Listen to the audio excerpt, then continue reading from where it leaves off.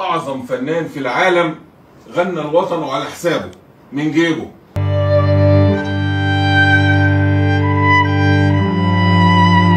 ادعوا له بدل ما تضيعوا وقتكم بالكلام.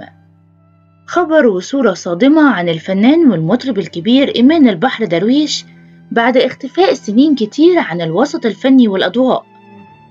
أحدث ظهور لإيمان البحر درويش كان صادم لجمهوره ومحبيه على جميع وسائل التواصل الاجتماعي، وجمهوره كان بيسأل عليه وإيه هو سر اختفائه كل السنين اللي فاتت، بتغيير كبير جدا في ملامحه وجسمه، حتى شعره اللي ما بقاش موجود.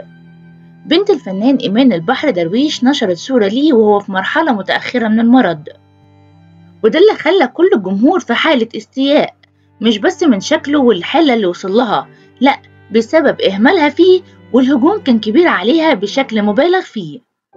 لو عاوز تعرف باقي التفاصيل ما تنساش الاشتراك في القناة وتفعيل زر الجرس عشان يوصل لكم كل جديد.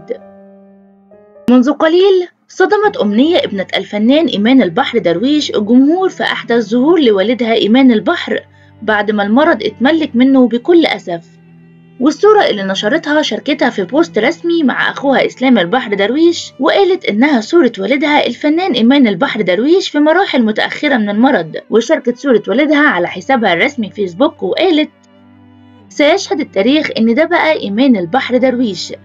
وخليني أقول لكم إن الهجوم كان كبير على بنته قوي بعد نشر الصورة، إنها إزاي تسيبه يوصل للحالة دي، واتحولت منصات السوشيال ميديا لهجوم من كل النواحي لأي حد مسؤول إن حالته توصل لكده.